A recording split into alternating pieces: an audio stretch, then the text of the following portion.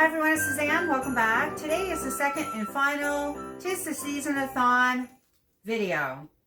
Now, if you remember, I ended the first Tistheseasonathon vlog with a question for myself. I had one day left and 2 books to read, and I was trying to decide if I was going to read just 1 book or I was going to extend the readathon for myself. I decided to extend the readathon. Now, I've had an interesting development. I had 2 books left. I had Royal Holiday and Women in My Family Sing. And I started to read Jasmine Guillory's Royal Holiday. And I'm a little over halfway through. And this is a DNF for me. I decided I do not want to finish this book. I'm just going to say this was not an enjoyable read for me. I started to force myself to continue reading it because it was on my TBR list for the readathon, and like a type A personality, I want to say I read all the books on my TBR. However, I was not enjoying this. It started out okay, and I was really enthusiastic about this book. Actually, it was one of the ones I was looking forward to. But as each chapter went on, I found myself enjoying it less and less. And I'm going to be really honest, the final straw for me where I just went, I can't do this anymore, was when it got to a very, in my mind, gratuitous sex scene. Not that I mind a steamy romantic love scene or sex scene. I don't even mind a very detailed sex scene if it's within the context of the story. For me, the detailed sex scene in this, and it's only a couple of pages, it just seemed so out of place to the context of this story that to me, I just went, I'm not enjoying this at all. I can't do this anymore. So done. Only read books you enjoy. We have a saying in my house, too many books, not enough time. Move on. I moved on to my final book on my TBR, and this is Women in My Family Sing. And this is an anthology of short stories by women of color, sharing experiences they've had in their life. And I'm glad I moved on. I'm absolutely loving this book. It's everything I hoped it would be. I've been trying to get to this on my TBR for a couple months now. And this, I'm about a quarter of the way through this book, and I'm going to finish this vlog off with this book.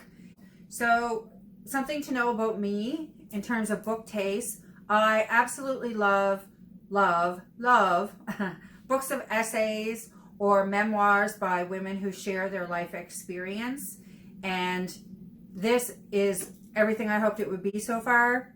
And I thought I would start by reading you a couple of quotes from stories. And the stories in this book range from like 2 pages to 5 or 6 pages, depending on the person telling the story. This book is broken up into sections, so by theme, and there's like 8 to 10 stories per section. The first one is about identity. The next is immigration and migration.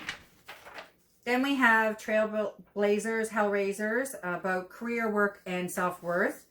Then it's liberty and justice for all. So the struggle for social justice and equality. Then it's In a Family Way. It's about family and friendship. Final but beautiful, the beauty myth. Oh, no, there's 2 more, sorry. The cure for what ails you, transcending illness and trauma. And the last section is A Woman's Journey is Never Done, traveling far, wide, and deep. And I'm currently in the Trailblazers section, but I wanted to read you something about the first one, which is about identity, and that's cultural identity, gender, and sexuality. So the first quote is from a story by Camille Hayes, and the title of this story is Clansville, USA. And her parents were hippies, white hippies who had adopted a biracial baby, and they in San Diego, and they moved to Virginia, and it's about her experience growing up in Virginia. Race is like that in America. It can impact you invisibly, a contagion spreading unseen from mouth to mouth, hand to mouth. You know when you're infected, but by then it's too late. And it's impossible to prove where the sickness came from. It could have been anywhere, so it might as well be nowhere. I know my voice is not doing justice to her voice, but I wanted to share it because I thought it was an example how brilliantly this lady writes. She really gets across in very few words how insidious racism is in North America. It just landed. I wanted to gobble up this entire book when I read that, and it made me want to go and write, because it's just an example of beautiful writing and getting your intention and your idea across with such clarity. I now cling to the edge of the continent, still wary, still giving the air an occasional sniff for that whiff of disease, the sign that it's time to move on farther still. I'm as safe now as I've ever been, as confident I won't hear racial slurs uttered in public as one can be in this country. I have goosebumps reading that. I cling to the edge of the continent. Beautiful. I'm not going to interpret those words. I don't think I need to, but I did want to share them. The next quote that I wanted to share, it's from the story called The Color of Transparency, and that's by Shaila Margaret Mashanda. And Mashanda is of Indian heritage, and she was born in Canada. And it's this one little section. I just wanted to leave these words with you. Be concerned with the color of transparency instead of the color of one's skin. Be concerned with who we all are, really, truly, deep within. Search for honesty in the answers given, in action and dread. See my heart on my sleeve and the love and joy within me that strengthen me each day. My color is not how you will know me. Instead, look further and you will see. Look deeper. That is how you will know me. Whew. And those are words we can all live by. There's power in storytelling. There's power in sharing our experiences so that other people can understand. And I think it's important for us to do so. I think it's important for us all to do so. I remember in my 20s, early on in one of my careers, I was having an experience on a project and I really couldn't understand what was going on. And I called somebody I had worked with that had been in the industry for a long time and tried to figure out like what I was missing about what was happening. And he asked me who was in one of the key positions on this project. And when I told him, he explained to me that that person was sexist. And as soon as he said that, it was like, boop, boop, boop, boop, boop, boop, boop, boop. All the pieces fell into place. But luckily, up until that point, I had not run into somebody, I had not worked with somebody like that. I had worked with wonderful men. You know, I certainly had those experiences in my career where it was like overt sexual innuendo and things like that, that you can put your finger on immediately because it's so obvious. But I never had this experience, and the reason I couldn't understand what was going on was because every time I spoke to this man, he would agree with me, basically. And in hindsight, it was like he patted me on the head and then went and did whatever he wanted to do. He was not comfortable at all having a female boss, which is what I was. I was his boss. And I luckily couldn't understand what was going on. I say luckily in the sense that I had worked with so many good men up until that point. It was important for me to share that story with somebody that could help me understand what was going on. That was number one. And then number two, I had the opportunity to share that story with women later on and to help them understand things that were happening in their place. So I love stories like this. I'm so grateful that we can share our stories and that reading other women's stories, women of color, that I get a chance, an opportunity to understand some experiences that are not within my wheelhouse. And I think it's really important for me to do that as well as for others. All right, that's a lot of talking. But as you can tell, I'm really excited by this book. And this is the reason that I love nonfiction, that I read these kind of stories. These may not be the cozy, curl up in the fireplace stories that I have been reading in these Christmas readathons. However, it does make me feel happy and cozy to know that other women are having successes in this world and that they are sharing their struggles to get to the place of peace inside. That, peace. Christmas is about peace. Okay, that's enough sharing. I am going to, my daughter and I are, I'm so excited. We're about to make a hot cocoa station. So we'll do that, and you'll probably see pieces of it throughout, and I will keep you updated over the next 24 hours to 48 hours. I haven't decided until I finish this book. All right, I'll be back soon. Hi everyone, I'm back. I am going to take you with me to do a little Christmas activity. I have a bunch of Christmas supplies I picked up to do activities with my daughter or by myself to decorate for Christmas. As you can see in my Christmas haul, I'll leave a link below, but I wanted to add a little more Christmas cheer to this Tistheseasonathon vlog. Okay, I'll be back right after that to talk about the final book and to end the vlog. Okay, bye.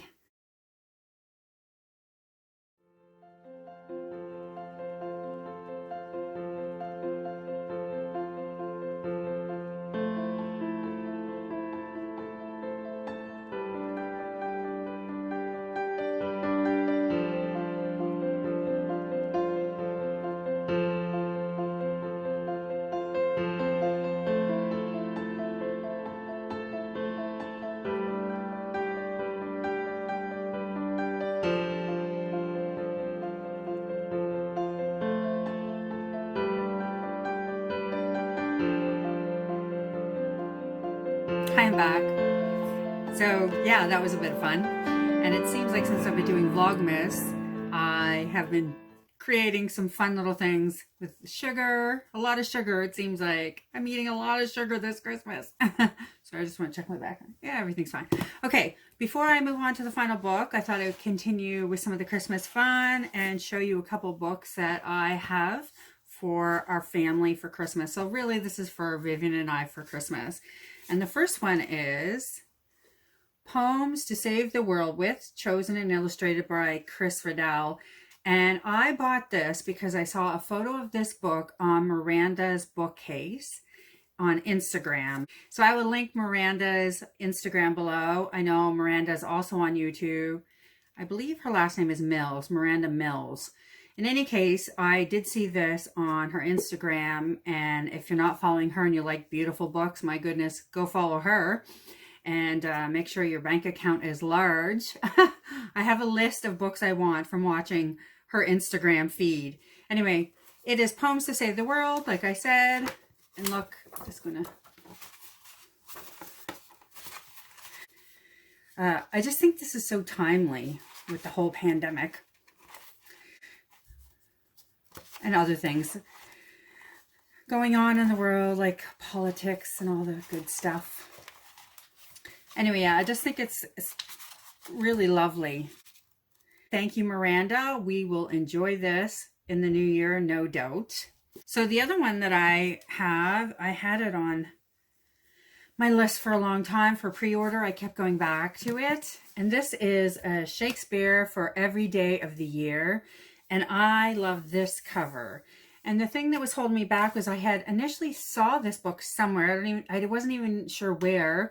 And it had this gorgeous cover. But then when I went to pre-order it in Canada, it was coming up with this other cover that had like a lot of yellow in it. And some people might love that color. I personally think it was very ugly. And it was keeping me from ordering the book. So I went on Book Depository as opposed to like some of my local bookstores, and I found it.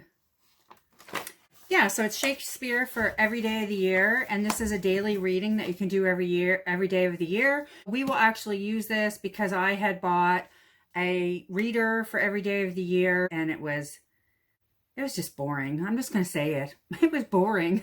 Neither one of us liked it. I kept pushing through because I had paid for it, but I eventually just said, and it's going in the Value Village bin. Okay, so yeah, I'll show you the inside. So the Bear Garden and the Globe Theatre. Yeah, panorama of London. Isn't that lovely? So it's different excerpts from his plays, some poems. Yeah, The Merchant of Venice in January, King John. Oh, I love it when the books come with these. Look. And for a daily read, they really should, I think, anyway. Yeah. Actually, I would love to see every book with these in them, but definitely for a daily read. So we'll use that in the new year. I'll be excited to make that part of our morning basket for our homeschool. It'll be a lot of fun. So those are the 2 books I wanted to show you, and I'll put them and wrap them up for Christmas. It'll be like a little package to Vivian and Mom. So I have a little package for her and her dad, and this will be for me and her. It's fun to do presents at Christmas that are not just for the individual, but for a couple of us in the family, and also all of us in the family. So I have a couple games that are going to be for the family. Yeah, actually, I'm going to show you one I picked up literally just yesterday. All right, I'm back. So I picked up Ticket to Ride. Oh, that's shiny. There. Yeah, so we have the, my daughter's 7. We have, I'm just going to take the plastic off this because it's so shiny. We have Ticket to Ride, the beginner game, which we love. And it's in the States and it introduces you to the game. I found it a great way to start. I say that because Ticket to Ride, they have ones that are longer. So the beginner game, Ticket to Ride, that we're using is not a very long game. So if you want to add it into your homeschool, if your homeschool day, it doesn't take over the whole day. You can actually add it into a busy homeschool day. Or if you want to play it after supper, but you don't want to have a really intensive long game because everyone's tired, this is one that you can actually start and finish quite quickly. And it's a lot of fun, the beginner one. So I'm glad that we have it. But I'm going to get Ticket to Ride Europe probably sometime after Christmas. But I really wanted to get this Ticket to Ride New York because we are doing a New York little Christmas theme party this week. And when I saw that yesterday, I thought, oh, that's perfect. Let's add that in. I had my eye on it anyways. I almost bought it a couple other times. And because, yeah, I'm a little obsessed with New York. And I thought this would be a fun thing to add to our New York party day. Yeah, I don't know how long it's going to take. I guess you'll find out because I'm going to tape some of it and I will share the day with you. Anyway, a Ticket to Ride. And I'll give you, if you want, you can tune into that New Year party and see the inside of this and up close. I just want to share because I was so excited to get it. I also ordered a puzzle of New York, but it will not be in on time for our Christmas party. But honestly, I have so many little activities planned that the day would get crazy out of hand if we tried to do a puzzle. So it'll be a fun thing to add into maybe a vlog later on anyways. And I did see a New York puzzle yesterday by the same author. This is Michael Storings, and this is A Very New York Christmas. I love this book. This will be featured. It's highly one of my recommendations for Christmas books if you're into New York. And he has a lot of puzzles that are really gorgeous of New York. And I happened to see one in person in a store I was in last night. However, it was 1,000 pieces. And I think 1,000 pieces for me and a 7-year-old is just way too much. And I don't think I personally have the patience for 1,000. I opened it up and the pieces were so tiny. And of course, his drawings are beautiful and very detailed and intricate. I just thought it would probably take us a month to do that puzzle. So I compromised and I ordered one that had 500 pieces, which is still more than her and I have ever done together. We've done 100, but we're definitely ready for 200 pieces. And they're fun to do, and I've loved watching other people's vlogs where they're listening to audiobooks while they do them. So that's going to be something I implement this year for us. Before this year is finished, you'll see us doing a puzzle listening to an audiobook, and it'll be something definitely for the new year that I utilize on a regular basis. Okay, enough of that Christmas stuff. Oh, there's this Tistheseasonathon. I wanted to talk about the final book that I was reading, and I did not quite finish it, but I am going to finish this vlog because I am over a week late. It finished a week ago. Okay, the final book that I'm reading is Women in My Family Sing, and I am 3/4 the way through, and I did get to the story that I initially read in the library. So I randomly picked this up at the library. It caught my eye and I picked it up, flipped it open, and read one of the stories to see if I had any interest in getting it out. And it was this one called Scolding Other People's Children, and it is by Sonia Kamel. and she's originally from Pakistan and lives in the United States. And this story is about her in a shopping mall, and she goes by and she sees a Caucasian woman and her adolescent son. And the mother is being berated and really harassed by her adolescent son, and people are walking by and looking and then quickly scooting away from the whole situation. He's threatening his mother to buy him a toy, saying he's going to call the police if she doesn't. Yeah, and it just goes on. And Sonia talks about the desire to step in, because in Pakistan, everybody in the village, it doesn't matter how big the city is, she said, where they're from, everybody helps to parent other people. And if they see another parent doing something they don't like, it's really common for them to address the other parent or to say something to the children. And of course, in North America, it is not as common. And she also talks about like how scared she was to do it, not only because that isn't common practice in North America, but because she's used to hearing, because she's Muslim as well, hearing things such as, why don't you get out of America? Here was a white mother being yelled at by her child. Here I was, a brown mother, obsessing over whether I should intervene, because truth was, I was terrified of being told some variation of, get out of America. I had been told that before in Georgia in a lovely public library not far from this very spot. I was told by a white woman in a smart outfit holding an expensive handbag. And it goes on, unfortunately.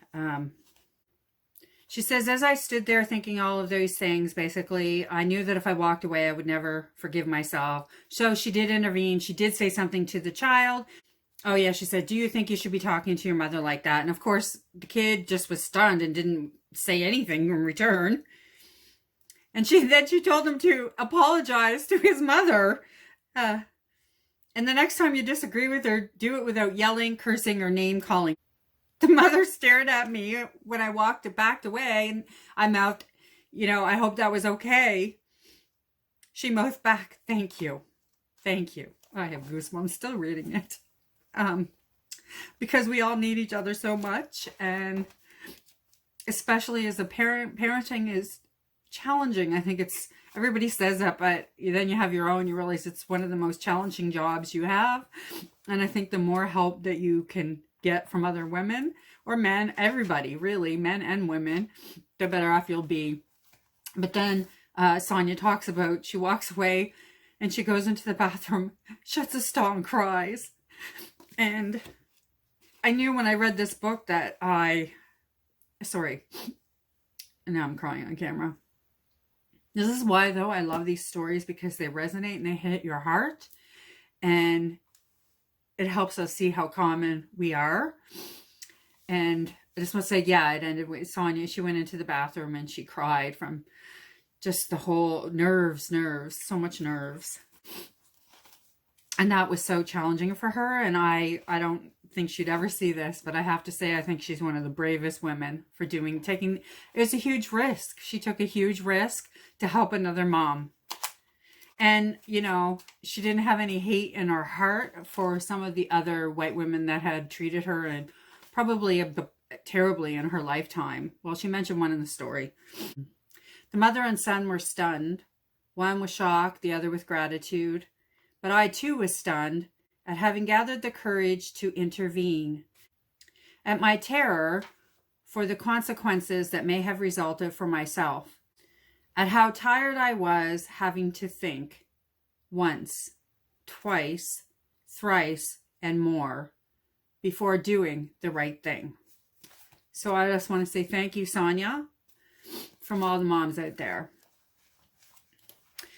As you can see, this whole book, I just feel so grateful to have read it, and I ordered it, so I ordered my own copy. And I try now, because I want all books all the time. I try if I can, especially if I'm not aware of the author, but this I honestly had picked up randomly anyways. But I do try to read a lot of books from the library now if I'm not sure I'm going to love it. and then decide if it is something that I want in my collection. Anyway, I've already ordered this. Hopefully it will be in for Christmas, and if not, it will be in not long after. So you'll see this in one of my hauls in the upcoming weeks. So this has been fun. Thank you for your patience. I don't think this is normal to be finishing up a vlog for a readathon a week later. I probably will try to be more vigilant about that in the future, but it is what it is. It's Christmas. There's, so many things to do. I don't need to make excuses, so I'm not going to. I'm just going to say maybe next time I'll do it better, but who knows? We've come to the end. Initially, I had 4 books on my TBR, and I finished 3 of those. So I read Sarah Morgan's The Christmas Sister, loved it, gave it 4 out of 5. Oh no, sorry. I gave it 3.5. Right, 3.5. Loved it. Totally recommend it for this time of year. I read The City Baker's Guide at Country Living. Really enjoyed this one. I gave it 4 out of 5. And unfortunately, Jasmine Guillory's Royal Holiday was a DNF for me. And the last book that I read 3/4 of was A Women in My Family Sing that I've talked about on here. And this is obviously a total 5 out of 5, 6 out of 5 if I could give it that. All right, that's it. I will see you soon with another bookish video. Bye.